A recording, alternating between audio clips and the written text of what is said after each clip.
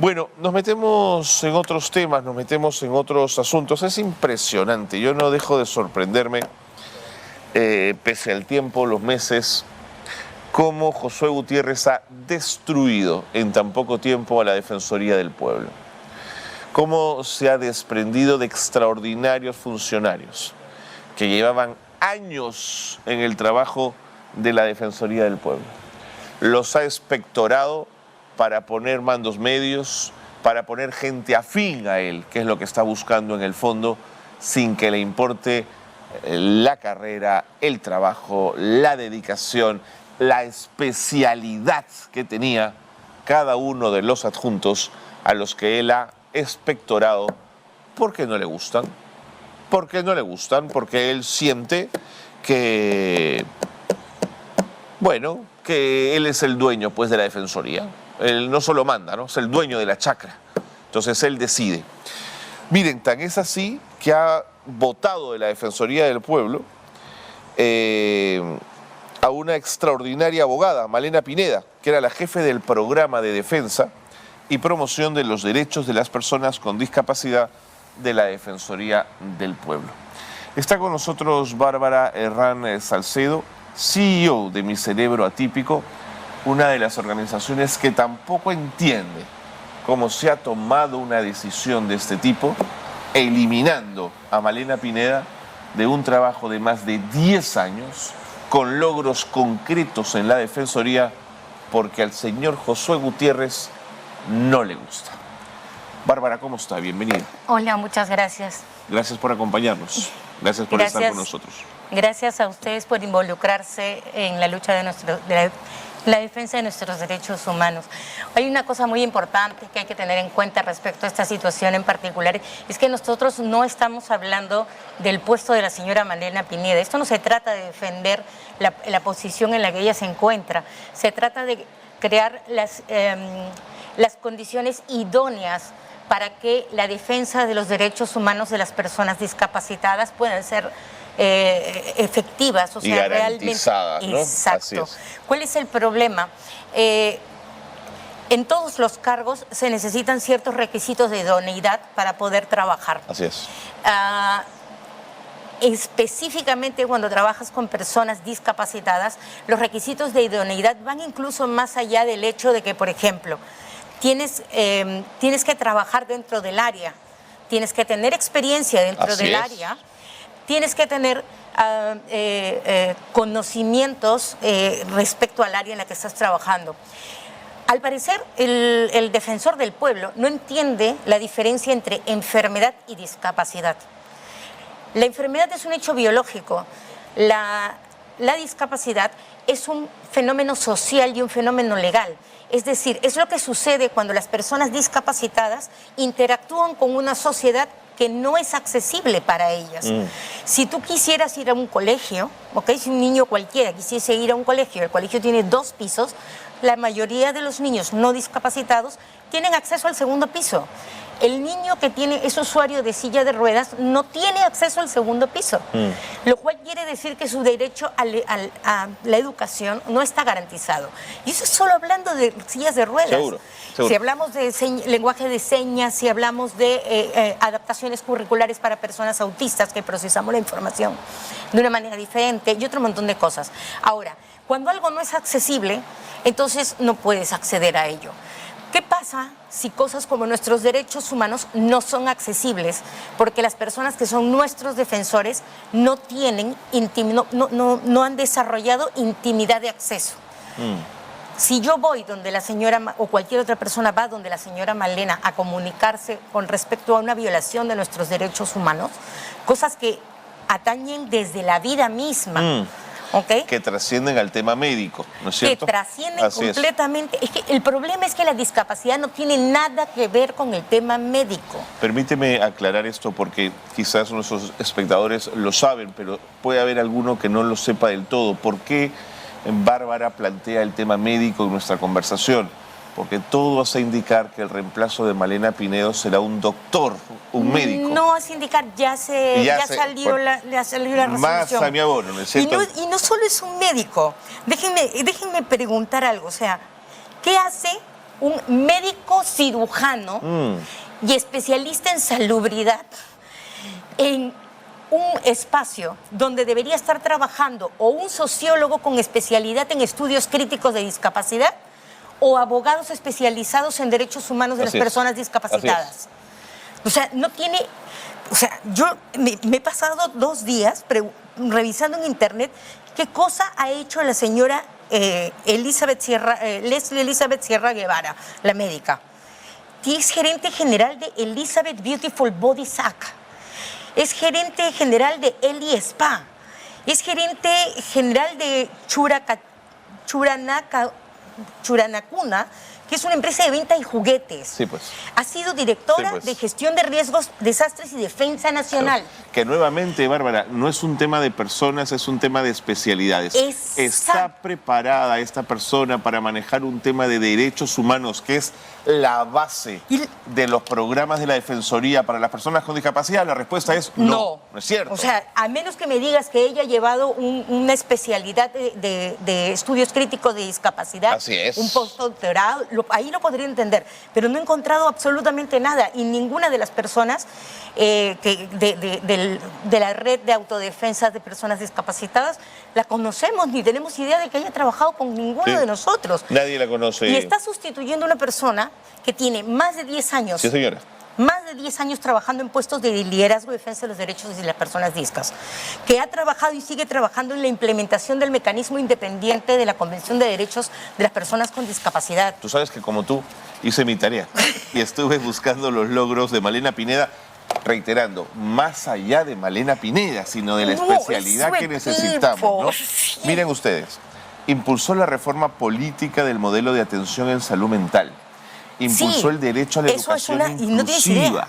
Eso son reclamaciones históricas. Así es. De los movimientos de derechos de defensa, Así es, o sea, de defensa de los derechos de las personas discapacitadas. Tú lo has dicho, logró la reglamentación de la ley de la lengua de señas, sí. Por ejemplo. Se promovió el reconocimiento de la capacidad jurídica de las personas con discapacidad. Es decir, no es pues una persona que maneja un spa, que es muy respetable quienes lo hagan, sí. Pero tiene que ver con derechos humanos, Bárbara. Exacto. Entonces, ahí el problema es el siguiente. Están jugando con nuestras vidas. Sí, pues. Miren, sin ir muy lejos. Hace 2 años me detectaron cáncer. Para esto yo tenía que recibir quimioterapia, radioterapia y actualmente estoy en terapia hormonal. Me acerco al INEN, me acerco al sistema de salud y yo tengo hiperacusia. Quiere decir que escucho los sonidos como los escucha un perro, es decir, muchísimo más alto que otras personas. Claro. Y también tengo trastorno del procesamiento auditivo. La razón por la cual ustedes usan micrófono es porque la gente no podría escuchar. Si ustedes grabaran los ruidos de fondo, los carros que están aquí en la avenida y todo lo demás, las personas, los usuarios en la televisión no podrían escuchar tu voz. Seguro. Tendrían que hacer un enorme esfuerzo. Seguro. Ok, eso es igualito funciona el trastorno de procesamiento auditivo. Tengo las 2 cosas. En el hospital, el nivel de ruido supera los 80 decibeles. Es impresionante, sí. Y los 80 decibeles es el límite máximo para zonas industriales. Ni siquiera para zonas residenciales, muchísimo menos para una zona de protección especial como lo son los... Te entiendo. Yo me quedo 10 minutos en el hospital y empiezo a sufrir dolores de cabeza, náuseas, vómitos. Durante mi tratamiento de quimioterapia he perdido la capacidad de caminar. Actualmente tengo problemas cerebrales debido a todo el estrés, que no solo es el fisiológico por mis tratamientos, sino el estrés emocional y sensorial que significa ir para mí al hospital. Si yo no hubiese contado con el apoyo de la Defensoría del Pueblo y el extraordinario equipo que tenían, porque ya se lo volaron.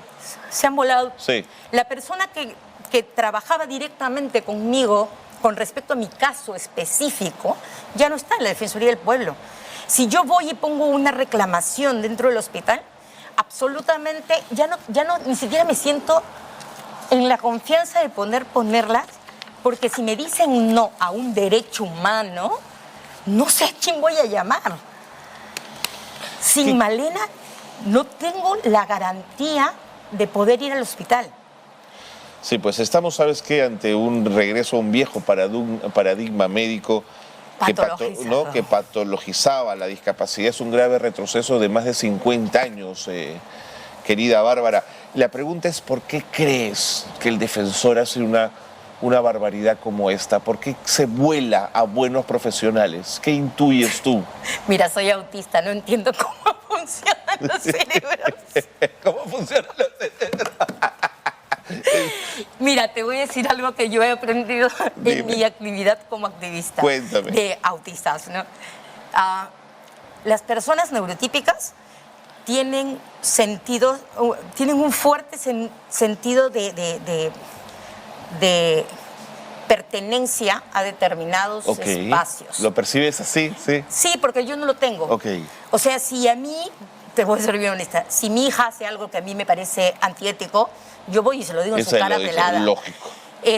Si mi profesora, uno de los grandes problemas que tenemos las personas autistas es que el profesor viene y te dice algo que está equivocado y el niño autista, profesor, ¿eso está equivocado? Ya eso. Porque no tenemos este sentido de lealtad. Claro. Grupal, tribal, está ¿no? malentendido. Sí, malentendido. Porque la verdad es que yo tengo un sentido de lealtad. O sea, para mí, si tú te estás equivocando al citar información relevante que Así es, me afecta lo la vas vida a de otras decir, personas, claro. te lo tengo que decir. Lógico. ¿Ok? Pero las personas autistas no sentimos no percibimos ese sentido tenemos básicamente nuestro cerebro es menos plástico y tenemos menos capacidades de adaptación Entiendo. al grupo. Pues cuando tú me preguntas por qué está haciendo esto, cognitivamente lo único que puedo pensar es, supongo que es su amiga, o es amiga de su amiga, o de su amiga de su amiga, y de su amiga de su amiga, y entre estas personas pues se dan trabajo y creen que su derecho a ascender en el escalafón social es más importante que mi derecho a la vida. Y la verdad, es doloroso. Eso te iba a decir, es tremendo, ¿no? Te voy a ser bien honesta, si en estos momentos, si yo no hubiese podido contar con el equipo de la señora Malena Pineda en la Defensoría del Pueblo, yo en estos momentos estaría literalmente muriéndome de cáncer, porque no me habría podido hacer la mastectomía que necesité, me han quitado una teta, no podría haber llevado la quimioterapia, no podría haber llevado la radioterapia, no podría estar llevando la terapia hormonal ahorita, porque INEN y el sistema médico peruano está repletísimo de capacitismos. Por cierto, ¿qué sabe la señora esta, la doctora esta, de capacitismo? Para comenzar. Entonces,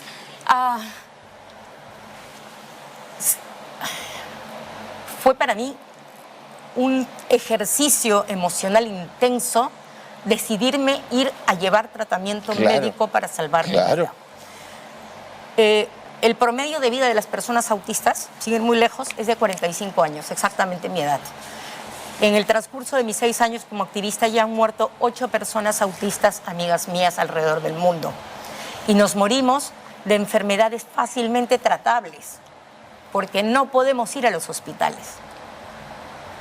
¿Qué cosa me dice a mí que la próxima vez que vaya al hospital y les diga, por favor, activen el protocolo de atención preferencial para personas discapacitadas, porque en este ambiente con más de 80 decibeles, y te lo puedo mostrar en mi celular, yo no me puedo quedar? Claro.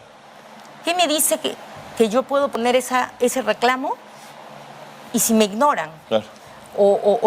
puedo llamar a la Defensoría del Pueblo para que un médico que forma parte de ese sistema Clarísimo. Te respalde. me proteja Claro, y me te respalde. Eso es.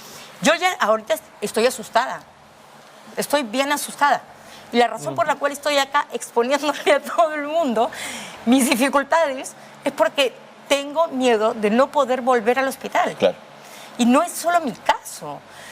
Los casos de estudiantes con discapacidad que no pueden ir a colegio, porque los colegios no son accesibles. O sea, es la vida misma. Tus amigos son tan importantes como para poner en juego. Esto no es tu chakra.